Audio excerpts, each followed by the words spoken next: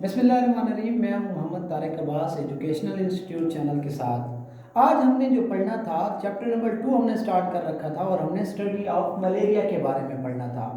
Study of malaria कुछ इसलिए भी अहम है क्योंकि इसकी वजह से बेशुमार अमवात हुई।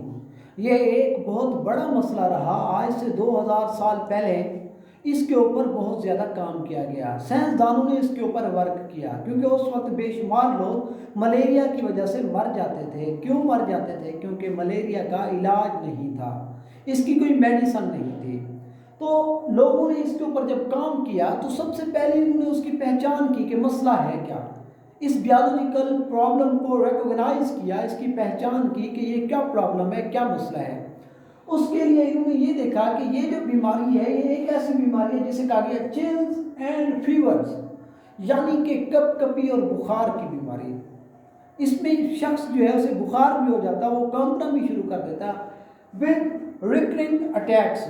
अब रिकरिंग अटैक्स क्या होते हैं? यानी कि वक्फे के बाद इसके झटके लगते थे, क्योंकि मलेरिया के अंदर कोई शख्स अगर मुब्तला हो तो वो कुछ वक्त के लिए ठीक हो जाता है, 12 घंटे के बाद दोबारा बुखार हो जाता है उसको, 24 घंटे के बाद या 48 घंटे के बाद या फिर 72 आवर्स। मुख्तलिफ किस्म के मलेरिया के फैक्टर्स हैं जो मुख्तलिफ वक्फा रखते हैं।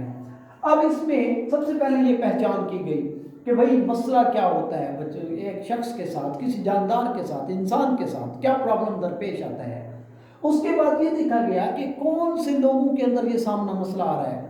मोस्टली वो जो लो मार्शी एरियाज के अंदर रहते हैं, यानी पसमानदा और दलदली इलाकों के अंदर रहते हैं, स्टेगनेंट वाटर जहाँ पर पानी ठहरा हुआ हो वहाँ पर जो उसके इर्द गिर्द जो लोग रहते हैं, तो उस वजह से भी हो सकता है। लोगों ने ये सोचना शुरू कर दिया, उन्होंने ये मुशाहिदा करना शुरू कर दिया कि शायद ये जो स्टेगनेंट वाटर है, जो पानी ठहरा हुआ है, कहीं इसकी गंदगी की वजह से जो हवा है वो गंदी हो जाती है, वो आलूदा हो जाती है। जब वो हवा जानदार के जिस्म में जाती है तो वो जाकर हमें नुकसान पहुंचाती है। तो इस वजह से, इस गंदी हवा की वजह से इसका नाम मलेरिया रखा गया। और ये हमारे पास दो अल्फाज हैं, माला एंड एरिया। माला का मतलब क्या होता है? बैड, एंड एरिया का मतलब है एयर, हवा, यानी कि गंदी हवा। इसका ये इतालवी ज़बान के थे, इटालियन वर्ड्स थे ये, जहाँ से इसका नाम रखा गया मलेरिया, यानी गंदी हवा। अब और भी मुशाहदात किए गए और कुछ लोगों ने जो वॉलंटियर्स थे उन्होंने क्या किया, ये जो पानी ठहरा हुआ पानी था, स्टेगनेंट वाटर था, जाके उसको पी लिया उन्होंने। पीने के बाद लोग तो ये तवक्को कर रहे थे कि इसी गंदे पानी की वजह से हवा आलूदा होती है और वो हवा जानदार के जिस्म में जाती है तो बंदा बीमार हो जाता है। लेकिन जब गंदा पानी पिया तो पता चला कि गंदे पानी से तो कुछ नहीं हुआ उस शख्स को। जिन लोगों ने भी वो पानी पिया वॉलंटियर्स थे, लेकिन उन्हें मलेरिया नहीं हुआ। तो इसका मतलब ये हुआ कि उस स्टेगनेंट वाटर की वजह से ऐसा मसला नहीं हो रहा। फिर इसी तरह उस वक्त मुख्तलिफ अद्वियात यूज़ होती रही, मुख्तलिफ मेडिसिन का इस्तेमाल करते रहे। उस वक्त एक हमारे पास दरख्त था जिससे हम कहते थे क्यूना ट्री। अब ये जो क्यूना ट्री था, इसकी जो छाल थी, बार्क जिसे कहते हैं, वो छाल जो है वो मुअस्सर साबित हो रही थी मलेरिया के इलाज के लिए। जब वो मुअस्सर साबित हो रही थी तो अमेरिका से यूरोप की तरफ इस क्यूना की को ट्रांसफ़र किया जाने लगा, मुंतकिल किया जाने लगा। जब ये ज़्यादा मुफीद साबित होने लगी तो बहुत बड़ी तादाद में अमेरिका से क्यूना को लाया जाना था यूरोप के अंदर।